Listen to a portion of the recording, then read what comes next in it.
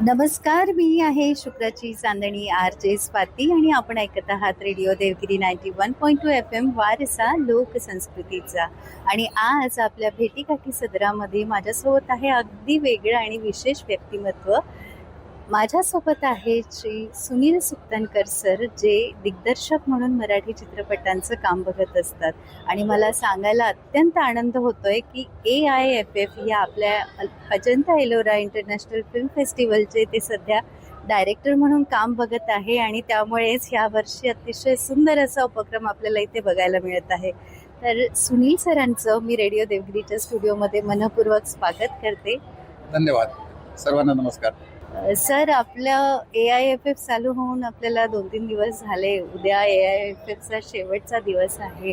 तर तुम्हाला पहिले तर छत्रपती संभाजीनगरमध्ये AIFF कसं वाटतंय? कसं आहे, आता या वर्षीच्या महोत्सवाची सुरुवात ही एका मोठ्या भयानक दुर्घटनेचं सावट घेऊनच झाली. आपल्या सर्वांनाच माहिती आहे. त्यामुळे आपले उपमुख्यमंत्री अजित पवार यांचं बारामतीमध्ये विमान अपघातात निधन झालं आणि त्याच दिवशी आपला उद्घाटनाचा सोहळा होता 28 तारखेला. आणि असा एक प्रश्न पडला की काय करावं, म्हणजे यावर्षी महोत्सव करावा की नाही, इथपर्यंतही खरं प्रश्न पडला. पण त्या दिवशी पद्मपाणी पुरस्कार जो आपण या महोत्सवामध्ये देतो तो स्वीकारण्यासाठी खूप मोठं अगदी साधू व्यक्तिमत्व असणारे असे संगीतकार इलयाराजा चेन्नईहून येणार होते. आणि त्यांचं येणंही निश्चित होतं. आपल्या देशभरातनं सगळे परीक्षक म्हणून महत्वाची माणसं आलेली आहेत. देशभरातनं वेगवेगळे फिल्म मेकर्स आलेले आहेत. त्यामुळे असा विचार केला की हा काही असा छोटासा मनोरंजनाचा कार्यक्रम आपण करत नाही, तो एक अभ्यासपूर्ण फिल्म फेस्टिवल आपण करतो आहोत, तर तो आपण करत राहूया असं म्हणून थोडं साधेपणाने शांतपणे आम्ही पुढे सरकायचं ठरवलं.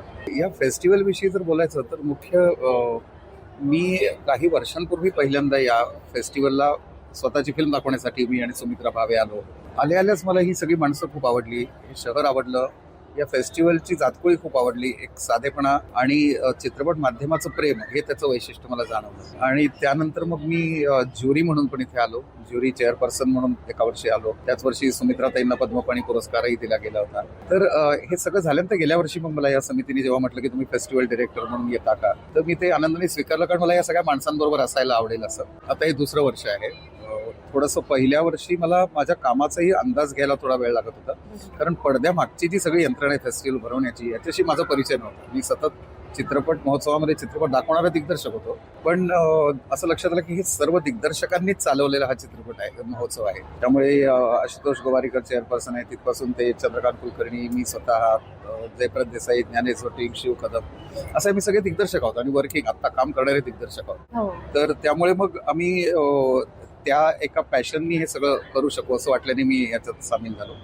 आत्ता मला खूप बरं वाटतं की आता हा जो दुसरं वर्ष आहे त्याच्यामध्ये उत्तमोत्तम चित्रपट जगातनं मिळवणं किंवा जी आपली भारतीय चित्रपटांची स्पर्धा आपण घेतो त्या स्पर्धेलाही उत्तमोत्तम एंट्रीज मिळवणं, यासाठी जी धडपड केली ती फळाला आल्यासारखी वाटते. कारण प्रचंड गर्दीने भरलेले आहेत हॉल्स, सगळेजण उत्साहाने वेगवेगळ्या प्रकारचे चित्रपट बघत आहेत, तर हे खूप आनंदाचं आहे. अगदी खरं आहे सर. सगळ्या भाषांमधले चित्रपट जागतिक दृष्ट्या ज्यांचं काहीतरी मौल्यवान असं एक घडण झालेली असते, असे चित्रपट आम्हाला पण AIFF मुळे इथे बघायला मिळतात. आणि आमच्या श्रोत्यांना मी सांगू इच्छिते की सुनील सुक्तनकर सर हे स्वतः 3दा राष्ट्रीय पुरस्काराने दिग्दर्शक म्हणून सन्मानित आहेत. आणि असे सर जेव्हा आपल्याला डायरेक्टर म्हणून लाभणार आहे तर नक्कीच AIFF अजून भरभरून वाढणार आहे.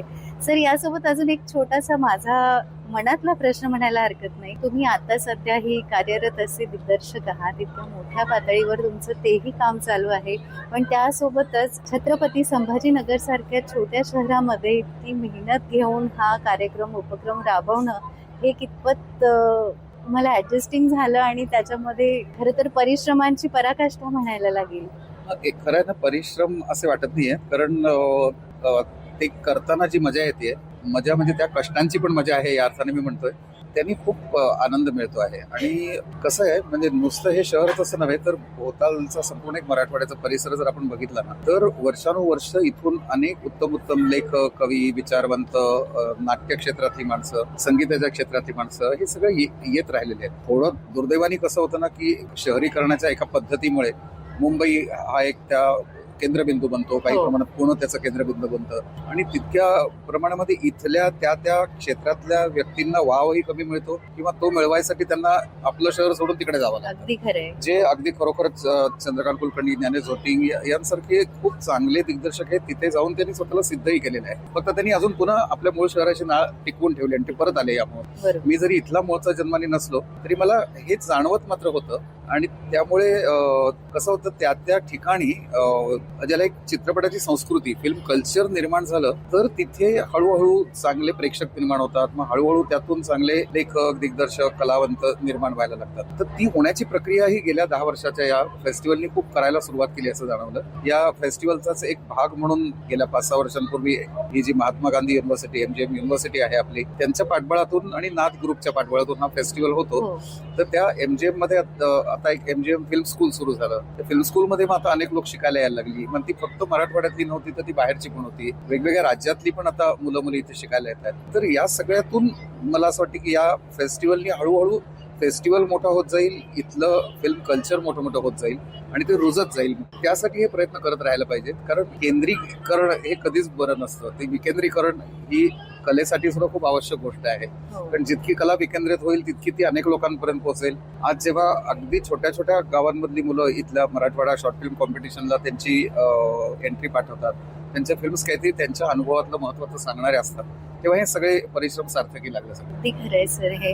कारण तुम्ही जसं मगाच्या सेगमेंटमध्ये सांगितलं की आर्टिस्ट हा मनापासून कलाकृती तयार करत असतो आणि ती कुठपर्यंत पोहोचवायची त्यासाठी तुम्ही तिथपर्यंत न जाता तिथलं केंद्र तुम्ही इथे उपलब्ध करून देताय खरं तर AIFFच्या माध्यमातून. आणि खरंच मला हे सांगायला आवडेल सर की मराठवाड्यातल्या सगळ्याच कलावंतांसाठी AIFF हे अत्यंत महत्वाचं असं स्थान निर्माण करून देणारं असं दरवर्षीचा आपला उपक्रम ठरणार आहे. त्यामुळे सर मलाही मनापासून वाटतं की आपला हा उपक्रम दरवर्षी नित्याने मोठा होत जावं आणि सर्व कलावंतांना ह्याच्या माध्यमातून सगळं व्यासपीठ उपलब्ध व्हावं. नक्की. आणि सर आपण आपला अमूल्य वेळ आम्हाला दिला त्याबद्दलही आपले खूप खूप आभार. धन्यवाद. धन्यवाद सर.